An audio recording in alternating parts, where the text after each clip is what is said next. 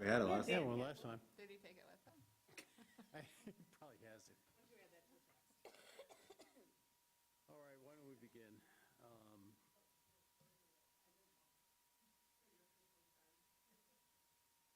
Okay.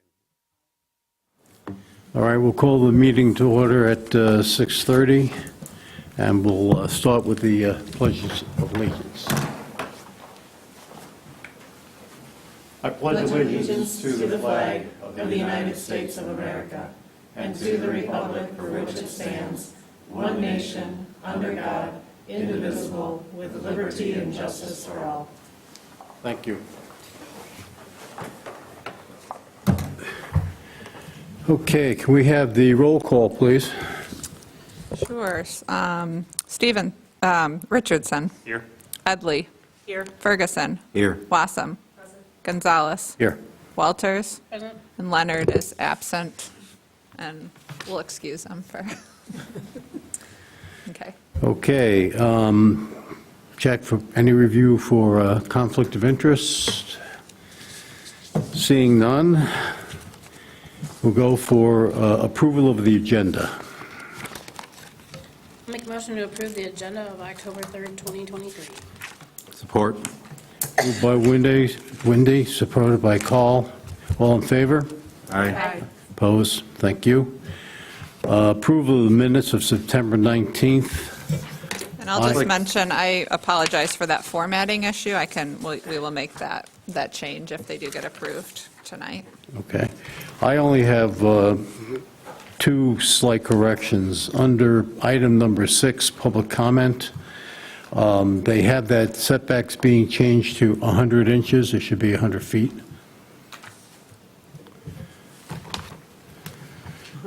And then under correspondence, there was a family reunion, not a union.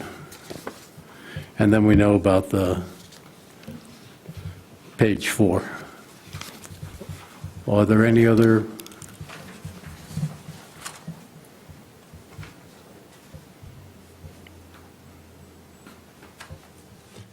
Okay, can we have a motion? I'll make a motion to approve the minutes of Tuesday, September 19th with the amendments we just discussed. Support. Okay, approved by Carl. Steve, all in favor? Aye. Aye. Aye. Okay. All right, let us have public comment, and this would be public comment on anything which is not on the agenda. We open that up at... Okay, we're opening at 6:33. Seeing none, we'll close it at 6:33. Okay, correspondence? There was no correspondence received this month. Is that a first? Flying It along. might be. We're going for records here. Right. Okay, gone to reports. Mindy? So, although I had to look at the minutes, a couple things to let everybody know. First, we do have a Narcan distribution box out front, so if you would like to take a kit, they're available for free of charge to anybody in the community.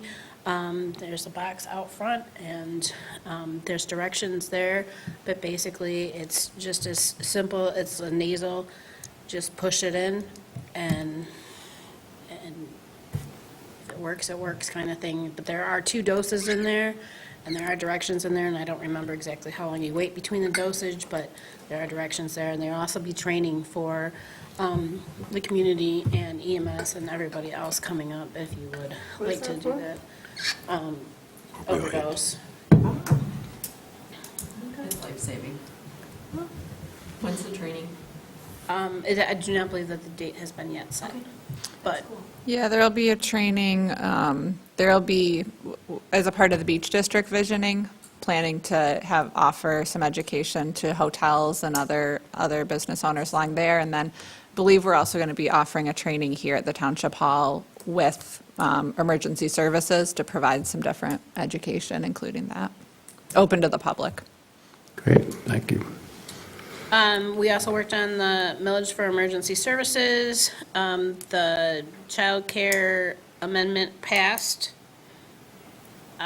Short-term rentals, we talked about the administrative functions, and we had a request for proposal out, and we chose a contractor to work with, but they're not going to actually take over till December 1. Is that right? Yeah, we've started with them, signed the contracts, I believe, but it's a 4-month onboarding process, so. And then we also talked about early voting. So East Bay Township has been designated the early voting location for a few jurisdictions. So we are going to be doing the early voting for upcoming elections here at the Township Hall. And we had to get some stuff going on for that. So that's what was on, and the next board meeting is next Monday. Thank you. ZBA, we had no meetings. And then Claire? Okay. I will, one thing I just wanted to mention, and I can circle back with Dan on this, but just a reminder that we did, as a part of the bylaws being amended, we've changed kind of a few things on the agenda. One thing that was changed was that it doesn't specify that both public comments are pretty open. And the reason behind that is to allow people at the beginning of the meeting to provide public comment on items that are on the agenda that the Planning Commission could be taking action on, but don't have a formal public hearing. So just wanted to mention that. That's kind of best practice. It's at the discretion of the chair, but it does provide an opportunity for people to come, attend a meeting, provide public comment at the beginning of the meeting before a decision's made. So just wanted to mention that change to the bylaws. The citizen planner, I know a few of you are signed up for that. That starts tomorrow night. So I think that, is that runs six sessions. Staff is attending a few conferences. I will be at the Michigan Planning Conference this week with Sam, and then Bill Vandercook, our zoning administrator, is at the MTA Planning Conference. So we've got some education stuff this week. And then also wanted to mention that we are going to be starting the capital improvement program process, which is after the master plan is adopted, you go through it's a 6-year kind of capital expenditures anticipated for the township. And it's technically a document that's under the purview of the Planning Commission. So the Planning Commission will be holding a public hearing and will be updated on as we move through that process. The board has a big role in that process as well as working with the departments and identifying some of the capital expenditures. Great. That's all. Okay, any questions? Okay, then we'll go on to the business before the Planning Commission, starting with the zoning ordinance rewrite. Claire? Okay, so we have Andy here from Giffords Webster, and Andy is here. We're getting very close, as Paul and Carl can attest to, of having a full draft of the ordinance ready for the Planning Commission to review in chunks. I think we're thinking like 3 chunks of reviewing, with special work sessions likely that 3rd Tuesday. So we'll be working through that this end of fall, early winter. But the zoning ordinance committee has been very busy. We've met 18 times in the last 10 months. And so Andy is here just to provide kind of a big picture overview on highlights of the process to date and kind of what the Planning Commission can expect moving forward. So thanks for joining us tonight, Andy. Yeah, of course. Thanks for having me, Claire, and Planning Commission. In case you don't know me, I'm Andy Amott from Giffords Webster, just assisting with the zoning update. So first of all, just with the Zoom setup, it's probably easiest if I just go through the slides first and then follow up and answer any kind of high-level questions when I'm done. So I'm going to try to share my screen here. I see I do have it disabled. So I don't know, Claire, is there a way should we just scroll through the slides on paper? Is there a way for you to share it? I suppose this is something I probably should have told you about.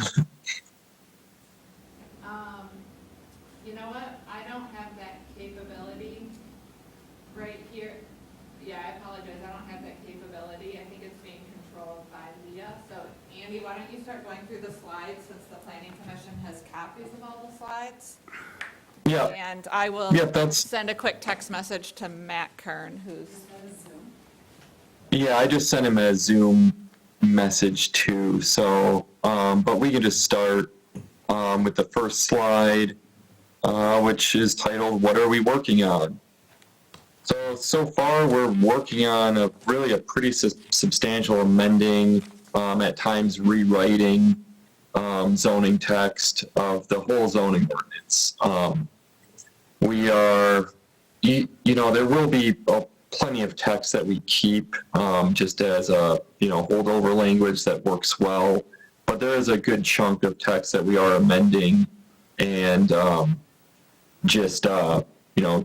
changing as needed.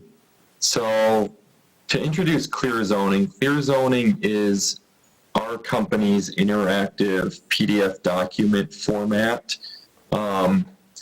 The benefit of Clear Zoning is that it can be used with PDF viewers, such as Adobe Reader, Microsoft Edge, Google Chrome, and the PDF contains a lot of links that allow the reader to navigate the ordinance in a bit more of a fluid manner. In our opinion, Adobe Reader is really the best app to do this with because you can use the back button to really go back and forth among provisions. We like to try to avoid the zoning ordinances that just have, 18 different sections that are relevant to a certain topic, and you're just clicking around. You have 18 tabs open for each specific provision, and you're trying to knit them all together. We try to avoid that with Clear Zoning. We try to make things very fluid in terms of how you're navigating it. So on that slide, you'll just see a sample cut sheet cut out of a use standard in Article 4. We have 7 main tabs as part of the Clear Zoning document. Those are kind of the articles or the main broad subjects of the ordinance. You'll see blue text highlighted throughout the ordinance, and those are the links where you are sent to the appropriate provision elsewhere in the ordinance. There's also 4 buttons at the bottom of every page: a home button, an information button, which gives the reader instructions on how to use the ordinance, and then a use matrix button, which is an organized place for all the listed uses in zoning districts. And then there's also a map button, which links the zoning map. Next slide. Where are we in this process? So we've had a ton of really thorough and beneficial discussion with the subcommittee so far, and also really good feedback from the public also. A lot of really knowledgeable commenting, and we appreciate every bit of it. First of all, though, this process started with what's called a health check audit, which you might already have been aware of. I think it was actually presented at an earlier meeting last fall. And we analyzed the ordinance, found areas for improvement, found areas for further compliance with updated state and federal statutes.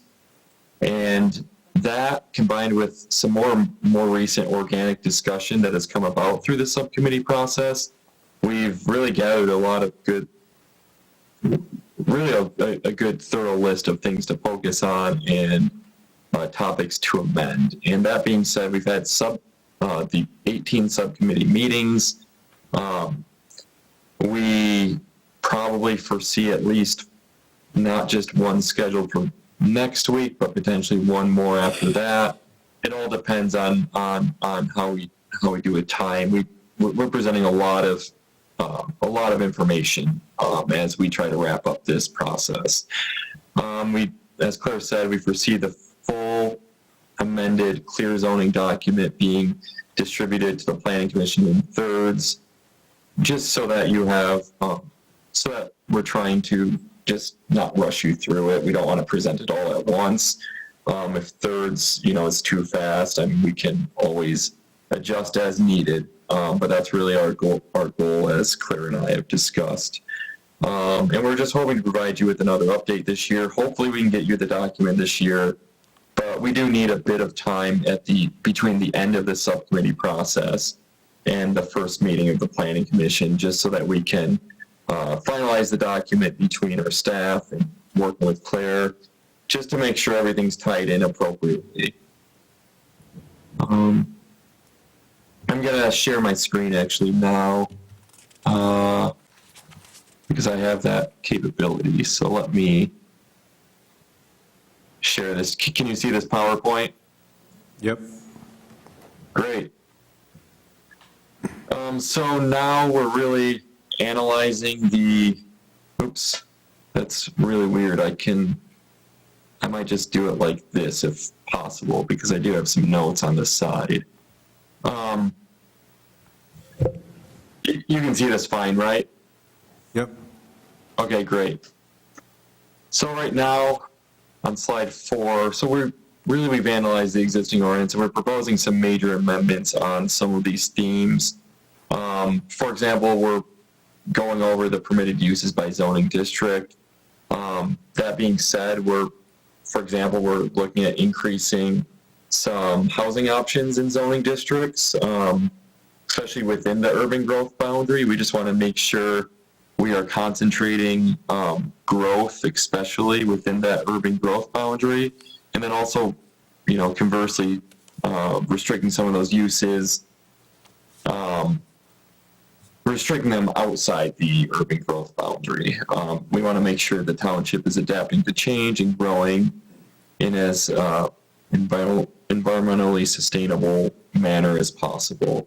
That being said, too, we're looking at kind of revising some of the supplemental standards that pertain to the environment.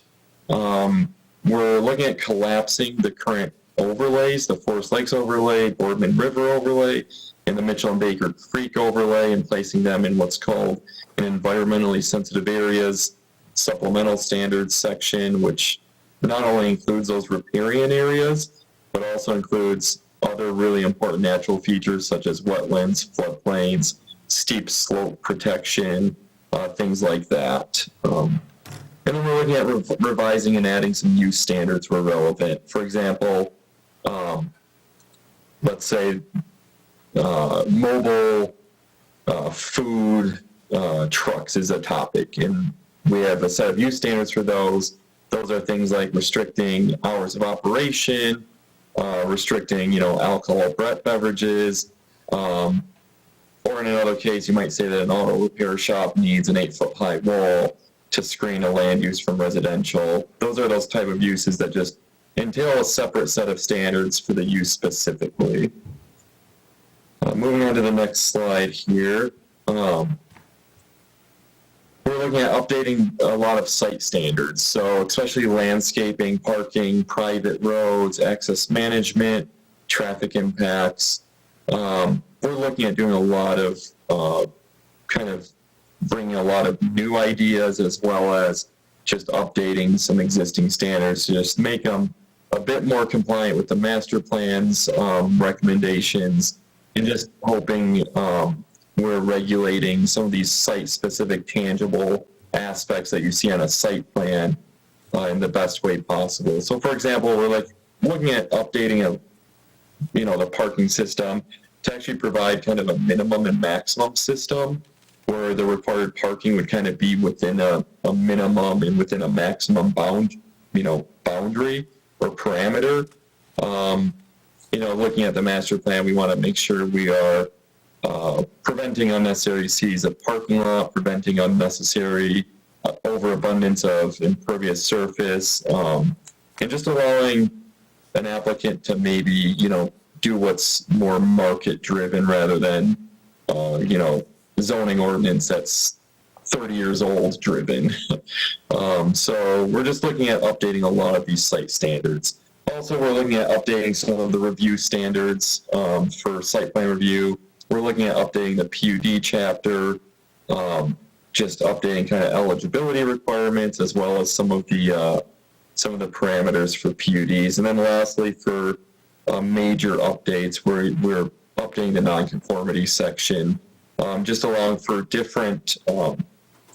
allowing for flexibility for nonconformities when it's beneficial to the township, but then also just kind of clamping down on some of the nonconformities that really have some serious environmental harm to the township. And then lastly, I just wanted to emphasize that a lot of the work we're doing is driven by the master plan. A lot of this work is implementing the master plan. There's a lot of good stuff in the master plan in terms of tangible items that we can implement. So a few of those points that we're doing are increasing the housing type diversity in residential zoning districts, again, making sure that housing opportunities are growing in the township in a sustainable and in a sensible manner, making sure that, the township isn't accidentally incentivizing a subdivision in the natural area rather than, within the growth boundary where development should be taking place. Looking at redevelopment friendly policies, again, the parking revisions is one of those. Looking at, obviously, like I said, the riparian environmental and natural feature protections is important. And also transportation, making sure that, there's different users of transportation within the township. Those are non-motorized users, people who bike, people who walk, even considering, how bus access ties into different kinds of zoning relief or zoning, waivers as well. So we're really looking at a lot of these things a lot of these goals and objectives in the master plan, but these are kind of just 4 broad topics that I think we're really driving home some good ordinance amendments for. So that was my final slide. That being said, I'm happy to answer any questions, especially on the high level process.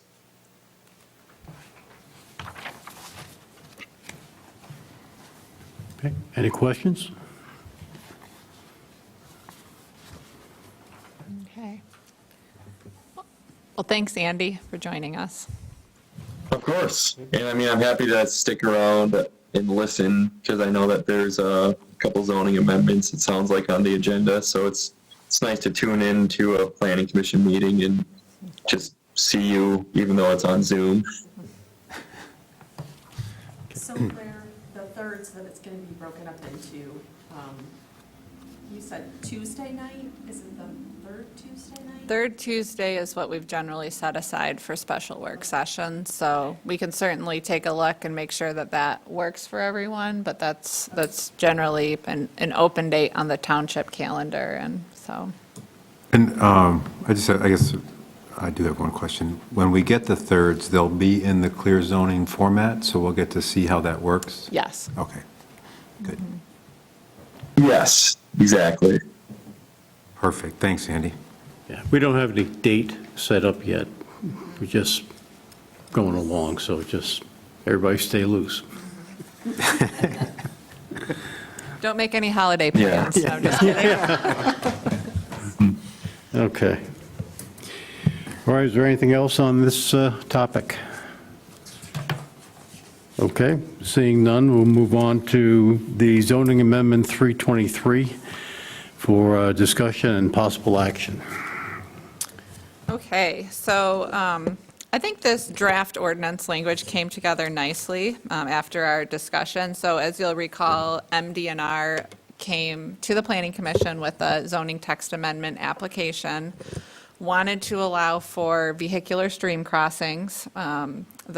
As you'll recall, Peter was at the meeting, said that, limiting it to public only he'd have some concerns about just the defensibility from, treating public properties different than other properties. And so the direction that we received from Planning Commission was to move forward drafting some ordinance standards that allowed vehicular stream crossings without a lot of very specific standards, with the understanding that Eagle carefully reviews these. I talked with our engineers to see if our engineers had any specific construction or design recommendations. They, again, said they would not recommend putting those specifics standards in, just because you could have a vehicular crossing for a single tractor, or you could have a vehicular crossing for all members of the public, for trucks. So depending on the type of crossing that you're looking for, they did say, Eagle they do an engineering review. They've got very specific things that they're looking for, and they would require the builder of the bridge to do it in the most environmentally sensitive way. So we basically are just proposing amending section 238, which you will probably recall is the stream crossing.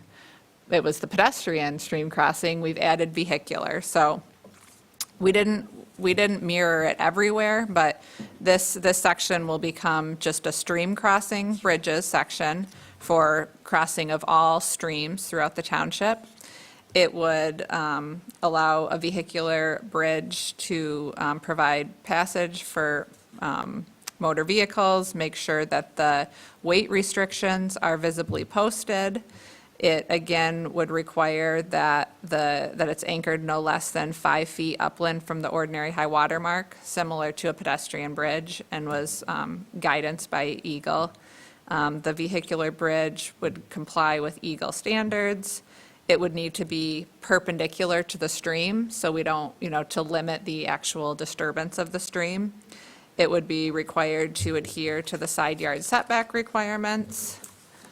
And then it would have the same setback requirements for any other type of structure, say it was a road leading up to the stream or any other type of man-made,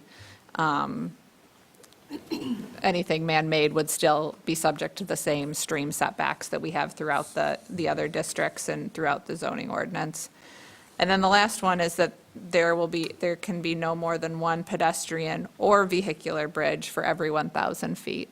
And I would be curious about the Planning Commission's comments on this. Do you want to allow one pedestrian and one vehicular crossing? I figure if there's a vehicular, they should be able to also accommodate a pedestrian crossing there. And so it seems like just limiting bridges to one every 1,000 feet or per property should be sufficient, just to limit that impact, as opposed to having a vehicular bridge and then a pedestrian bridge nearby. I had one question just with regarding the language. So in one, we describe a pedestrian bridge shall this, and then in 2, we describe a vehicular bridge shall do this, and 3, we say a pedestrian and vehicular bridge.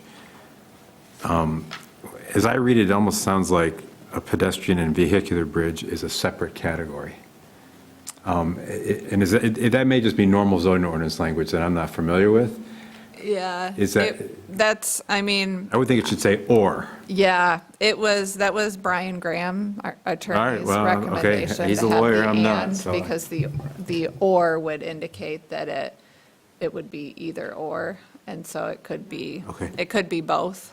Okay. Or But a vehicular bridge could always be a pedestrian bridge, or might be, right? Mm-hmm. Okay.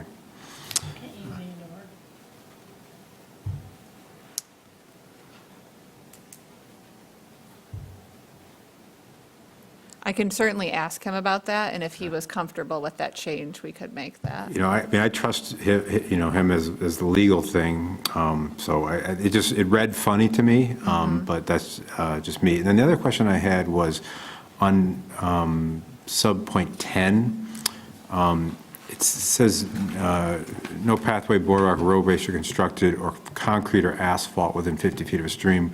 What if we had like a asphalt trail that was approaching a crossing in the future, say, like one of these trails along here or something like that that would need to cross a stream? Would it have to go then to gravel prior to getting within 50 feet of the stream? It Is that can common? be, as a part of the crossing, it can be within 50 feet, but if it's not crossing, then it can't be within that setback. Oh, as part of the, okay. Yeah, so if it's part of the approach, it would need to just be perpendicular to the greatest extent possible. But if it was just kind of meandering and there was no crossing, it wasn't for the purpose of crossing, it would need to adhere to the setback, which is actually 100 feet or 50 in regional business district. Okay. But that is a good question, and part of the reason we came to this whole bridge discussion, just because Yeah. not allowing a structure within the 100 feet then doesn't allow for the construction of a bridge. Okay. Those are the only questions I had. Yes, Mindy? In section 1, I think we need to add wheelchairs, both manual and powered. I'm sorry, could you repeat that? I didn't hear that. In section 1, 238-1, I think we need to add wheelchairs, both manual and powered. And then in section 6, when we first talked about this as the pedestrian crossing, we were just thinking that it would be side yard setbacks, but since we're changing it to vehicular crossings, I think we need to add the front and the rear setbacks as well, so just say all setbacks. All setbacks? Okay. That's my opinion. Those are the two that I had. I wonder if there's any situation in which the crossing would be, you would not be able to meet the front yard setback just because it's coming off of like 3 Mile Road and crossing a stream. Well, then couldn't you go to the zoning board of appeals? You could, yeah. Send it this way. It's a good point.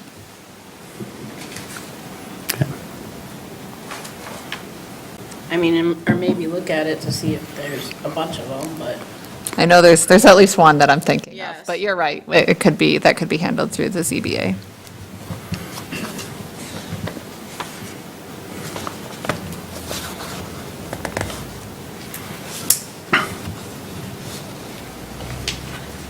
Renee?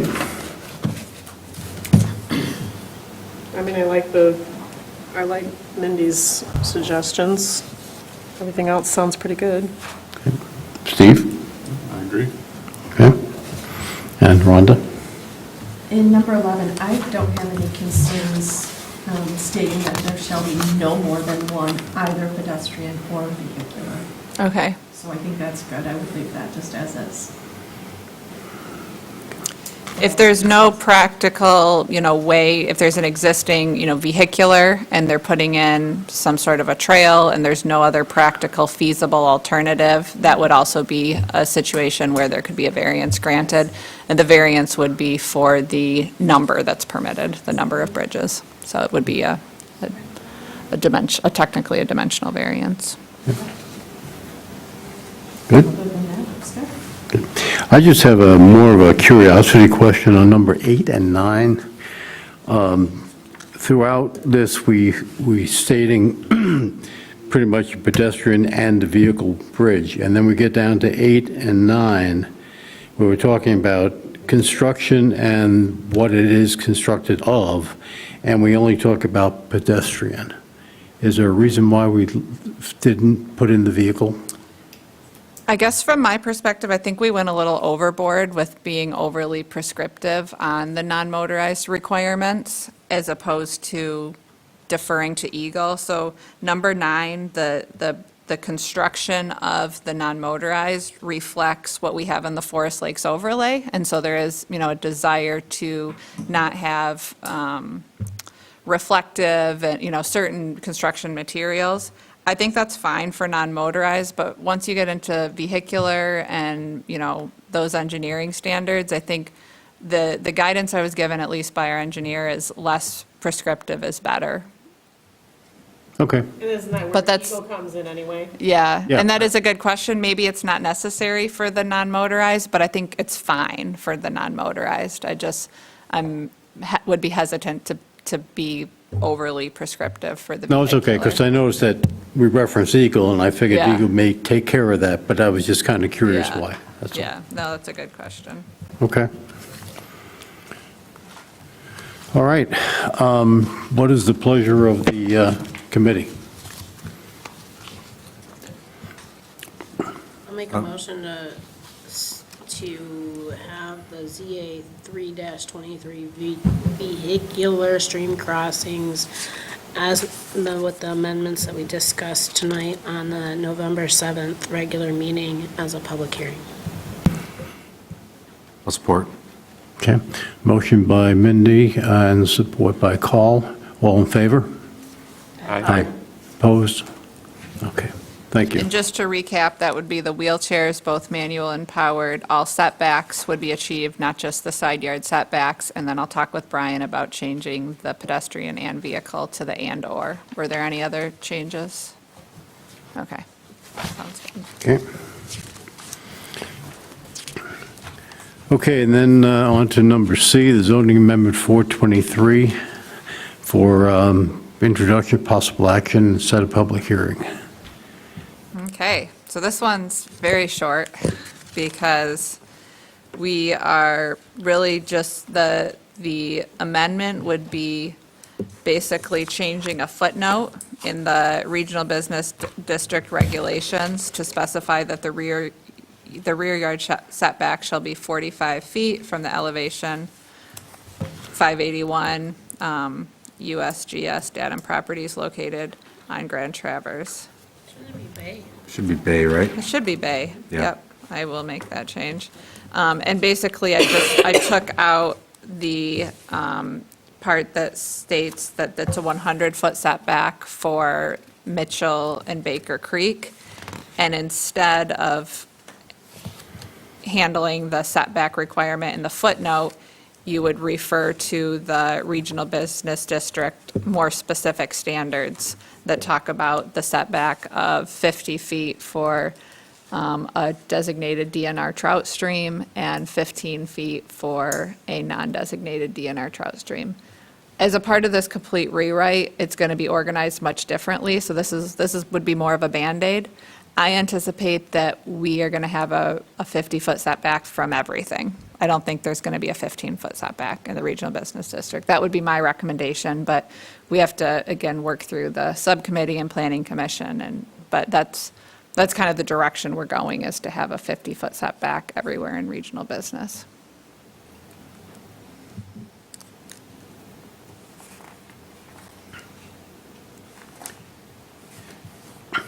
And when Josh Werfel spoke last time, he was against, it was the verbiage about the 100 feet that was the issue. He had a Not the 50. concern about that, but he also didn't want us to change. He had caught wind that the zoning ordinance subcommittee was looking at changing the East Grand Traverse setback from 45 to 50, so he has concerns about that. And we'll talk about this more when we go through the subcommittee, but legal counsel said, why do you have one at 45, one at 50? The Forest Lakes is 50, why is East Grand Traverse 45? That's arbitrary, and he was concerned that that wouldn't be defendable in court to have that 5-foot discrepancy without, he wanted, it's not that we can't do it, but that was his recommendation, and we would need some more grounds to have for the reasoning behind that differentiation. Are we going to be hurting potential businesses? I mean, 5 feet is not much, but it could make or break. Building on lots that, I think his concern, which I thought was valid, was how many lots are affected by these streams. And that's actually, the 45 feet is for the setback from East Grand Traverse Bay. Okay. But yes, it could have some impact. And so that's certainly something that we can take a look at with. But if we with- got, and currently, is it the 15 feet? And you said we're thinking about getting rid of that? Currently, it's 15 From for a streams. non-trout Yeah, from a non-trout stream. So, example, Josh Werfel's property, the conference center, that's a non-designated trout stream. So he's subject to a 15-foot. If we changed it and put a 50-foot, that'd be pretty significant for that property. Right. Especially when it's. So you don't want to get rid of the 15-foot on a non-trout. Not at this time. I But you're think talking about it in the future. the subcommittee has discussed that, and I think that's part of a larger policy discussion that we'll have to have at the planning commission level and board level, and so. Yeah, because, I mean, a property like the one he owns, if it was vacant, would be probably next to non-buildable, if we ever went that route. But anyway, I just wanted clarification on that. Okay. natural resources, though. And that's a delicate dance. But we go back to, we can't have vacant properties that, I mean, it's like landlocking. It's like having land that you absolutely cannot do anything with. So it's not really fair to the landowners either. So there's got to be a happy medium, that's all I'm saying. Yeah, that's what I said, it's a delicate dance. Can't be all one way.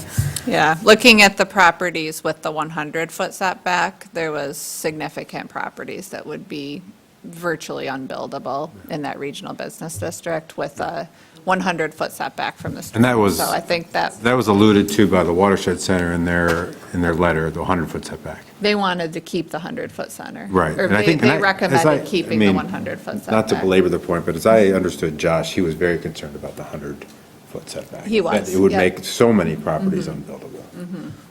So, Any other thoughts, comments? Just one thing, on the way this is written right now at 45 feet, that's under the current setback at this point. Okay, that could change, and It would could change. Okay, Yeah. okay. I'll make a motion to send zoning amendment 424-23 to the November 7th, 2023 Planning Commission meeting for public hearing. With the bay change? Yes, please. And can we make it grand instead of GD? Yes. Okay, motion by Mindy, supported by Rhonda. All in favor? I, Opposed? Thank you. And last but not least, we have the update on the Safe Routes to School and the 3-mile trail. Yeah. So this will be kind of a short one. I was thinking that TART was, I would like to have TART at some point have the opportunity to come and provide an update. Their staff is out of the office, but sent written updates, and we've been working closely with TART, as you know, and I just wanted to make sure the Planning Commission is up to speed on where we're at, because we are going to be moving forward with some grant applications. We're going to be seeking support from Grand Traverse County Road Commission to be the Act 51 agency that would actually go in and request a TAP, a Transportation Alternatives Program grant, and we are looking at pretty significant grant amount. We'll probably do it in 2 phases because it's to the tune of multi-million dollars just with all of the boardwalk. But I think I had mentioned that we had the open house about a month ago, really well attended. We had about 100 people attend. We're at 75% completion with the engineering design of the trail, so we're getting really close. The few items that are still outstanding, one is the crossing. The crossing at Hammond Road is still kind of in the design phase. We're still needing to work with some property owners on finalizing easements and exactly what that design is going to look like. We're planning on it being a hawk signal, so that would be an actual traffic control device that you push a button, it stops traffic. To me, that's really the only route that we can go because of the speed and the volume of traffic on Hammond Road would be, from my non-engineering perspective, the only safe option. We're also waiting on some more details on the boardwalk and design, and we've got a few different options depending on the contractor that ends up being selected. And then once we hit the kind of probably 90% design is when we'll finalize the easements with the property owners. Alta Vista, the developer there, R.C. Herman, has been wonderful to work with, given significant easements on his property for the trail to go through. He's actually looking at designing a connection from his property just to make sure all the residents can get to the trail. So it's been a really good partnership, Grand Traverse Academy, the Land Conservancy. So we are looking at seeking grant funding in early 2024. And then for Safe Routes to School, we are looking at 2025 for the construction. So that would be the first phase or section that gets constructed, and you'll see that's the segment that's up along 3 Mile and up along Hammond. There's significant, what? The yellow. The yellow, yes, the yellow dotted lines. It doesn't, the yellow, it extends actually even further south, all the way to Cerro Drive. It's about 2.1 miles total of trails that we're doing for safe routes, and then additional 2 miles for the 3-mile trail. So it's about an additional 4 miles of trail in East Bay Township, which is pretty significant. But the easement discussions, that's been a pretty heavy lift, and Sam's been awesome, has been helping schedule the meetings. We've been meeting with Connie, she's our engineer with Prine and Newhoff, and we've just been going to each one of the property owners, meeting in their living rooms, going over the plans, and they've been really productive conversations, but it is a pretty heavy lift. I think we've got about 15 easements that we need. Even though it's along the road, we need additional right-of-way to actually get a safe trail, because it's 5 feet off from the edge of the pavement, and then it's an additional 10 feet of non-motorized pathway. So that's just an update. It's a really exciting project, but it's been a little bit more time than we had originally hoped for. You know, we wanted the trail to be constructed as quickly as possible, but it is becoming more of a reality. I have a question, Claire, for the trails, and this is not related to these specific things, but for trails going west on Hammond Road, does our zoning ordinance right now require that a new development put in 10-foot or 12-foot? So like Bayview, when they put in that trail, they just decided to do that? That was negotiated. with Negotiated? them. Was that- Yeah. Maybe it was before I was here, I guess. It was part of the Part of the conditional PUD. rezoning for Okay, their but we don't property. require it where we designate trails in our master plan that should be, the ones we're calling out as transportation corridors, The alternative new, transportation. the updated ordinance will require that, but the 10 current foot? ordinance does not. Yes, it specifies the 10-foot wide trail and a 5-foot wide sidewalk, and then it references back to the non-motorized plan that we have that shows where sidewalks new and ordinance will do where that, okay. trails. Yep. And we're even looking at having a certain threshold, like a $20,000 improvement would trigger a new sidewalk. That's what Garfield Township has. And Yeah. so having, if someone's doing a remodel, I think that would be great. I mean, Garfield's gotten some significant pathways just with, Yeah. upgrades Their to new the fast pathways food along the Beta restaurants thing are and stuff great. like that. That'd be awesome. Any other questions? Okay. I got 2 questions. First of all, in looking at the map where we have the planned trail in the orange, and then over to the left of that, we have the conceptual connections. If the planned trail is completed, would the conceptual go away? No, No? we are still looking to have because the west side of 3 Mile Road is zoned high-density residential, so we're anticipating significant residential growth over in that area of the township, and so we would want to have a safe, non-motorized trail on the west side of 3 Mile, Okay, okay. with the safe crossings getting people from the residences over to the 3 Mile trail system. Okay. Then my other question is, in the conceptual development of this, do we have any issues about safety stations or anything of emergency situations that people could go to? Okay, are you talking about like on college campuses where you would? Similar to Dial that, 911. yeah, that's either, for obvious danger issues or people that have health issues that they need help. Yeah, that's a really good question, and we are still in the phase of figuring out exactly the trail amenities, figuring out lighting. Lighting will likely be at the parking lot, water, those types of things, bathroom facilities. So that's a really good question, and I can bring that back to the team. Good. Note the first aid as well as other emergency notification. Well, like at Grace McDonald, there's an AED out there. Mm-hmm. and If you pull the AED out, it calls 911.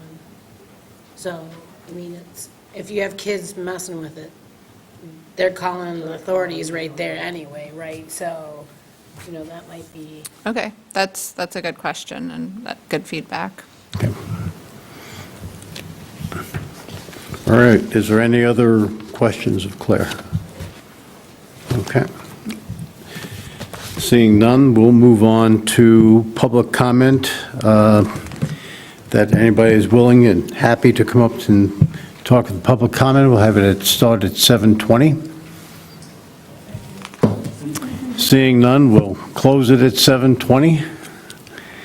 Upcoming, any consideration of future agenda items for the group? Okay. The next meeting date will be October 11th at 8:30 on the zoning subcommittee, and with that, I think we're adjourned. Thank we you. don't have that second meeting this month, right? We don't, no. The November meeting is going to have these two public hearings, and then I'm anticipating two text amendment applications that will be introduced at the November meeting. Okay. So one for, related to density, and the other one related to overnight medical uses. Okay, so we're now adjourned again at 7:21.